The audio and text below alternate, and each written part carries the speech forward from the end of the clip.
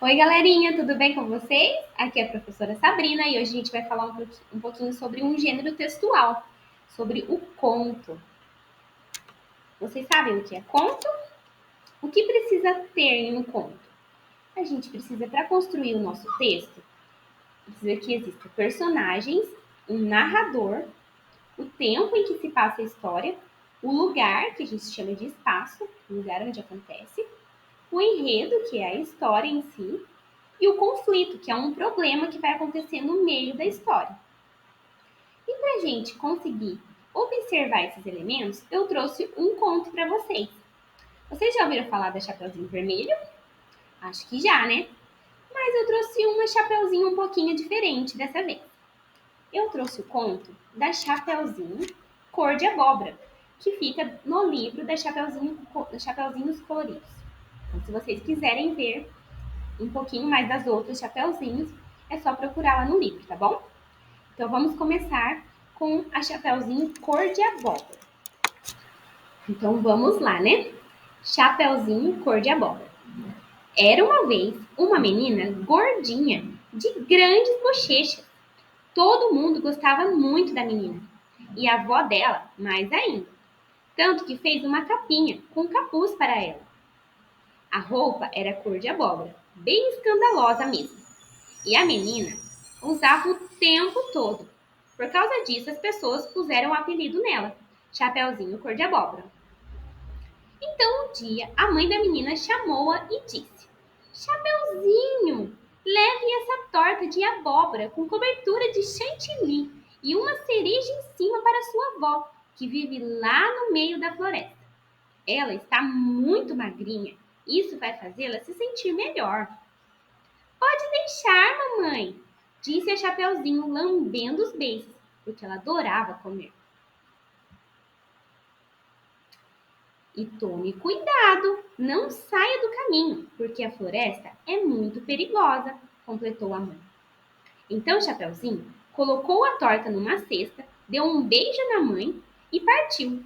No caminho, ela cantava assim: Almocei agora, mas já tô com fominha. Pena que esse doce é pra vovozinha. Chapeuzinho foi indo pela floresta, até que, de repente, o lobo saiu de trás de uma moita. Bom dia, menina do chapeuzinho cor de abóbora. Bom dia, senhor. O que você está trazendo nessa cesta? Uma torta de abóboras com cobertura de chantilly e uma cereja em cima. Para mim? Não, e nem para mim, infelizmente. Estou levando essas coisas para minha avó, que vive lá no meio da floresta. Então o lobo pensou: estou com tanta fome que podia comer essa menina como tira-gosto, sua avó como prato principal e a torta como sobremesa. Mas ele não podia comer Chapeuzinho ali, pois algum caçador poderia escutar os gritos. Foi quando o lobo teve uma ideia e disse: Está vendo aquela trilha? Ela também vai até a casa da sua avó. É um pouco mais comprida, mas está cheia de jabuticabeiras, macieiras, peras, figueiras, ameixeiras, bananeiras, abacateiros e mangueiras. Por que você não vai por ali? Que apetitosa ideia, senhor! Vou fazer isso mesmo. Assim, o Chapeuzinho pegou o outro caminho e foi catando frutas pela trilha. Enquanto isso, o lobo foi pelo caminho mais curto até a casa da avó. Quando chegou, bateu na porta. Poc, poc, poc. Quem bate? Perguntou a velhinha. Sou eu, sua netinha, falou o lobo imitando a voz da Chapeuzinho. Ele era bom em imitar voz. Vim trazer uma torta para a senhora. A vovó levantou bem contente e abriu a porta, mas então o lobo pulou sobre ela e engoliu a pobre velhinha de uma só vez. Nhoque! Depois disso, ele deu um tremendo arroto, vestiu as roupas da vovó, que ficavam apertadas, porque o lobo ficou bem gordinho depois de comer a velhinha, e deitou-se na cama para esperar a Chapeuzinho. E aí, o que será que aconteceu? Quando a menina chegou à casa da avó e bateu na porta, o lobo falou lá de dentro, imitando a voz da velhinha. Eu já disse que ele era bom nisso.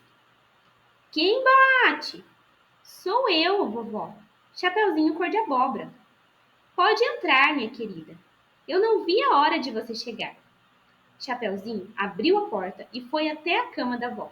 O lobo estava embaixo das cobertas e usando a touca da velhinha de modo que não se podia ver a sua cara direito. A menina então perguntou: Vovó, por que você tem olheiras tão grandes? São para escutar quando o leiteiro passa. E esses olhos tão grandes? São para ver os bolos crescerem. E essas mãos tão grandes? São para segurar melancias e jacas. E esse nariz tão grande? É para sentir o cheiro do pão quentinho. E essa boca tão grande? Essa é para te comer mesmo, gritou o lobo. E dizendo isso, ele saltou sobre a menina e engoliu de uma só vez. Nhaque. Depois, o lobo voltou para a cama e foi tirar uma sonequinha. Mas como estava com a barriga muito cheia, começou a roncar bem alto. Tão alto que um caçador escutou aquele barulhão e resolveu dar uma olhada. Quando abriu a porta e viu o lobo dormindo com as roupas da vovó, o caçador ficou de boca aberta. Então colocou balas em sua espingarda, apontou para o lobo e não fez nada. Não fez nada porque pensou que a vovó ainda poderia estar viva dentro da barriga do lobo.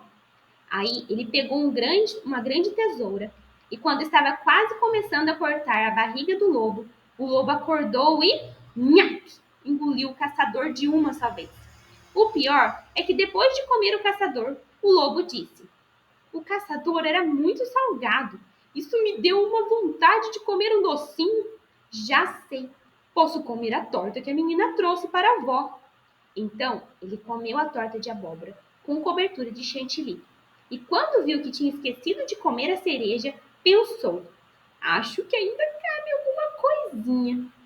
Aí o lobo pegou a cereja e comeu. Mas ele já estava com a barriga tão cheia, mas tão cheia, mas tão cheia que, bum! O guloso acabou explodindo e morreu.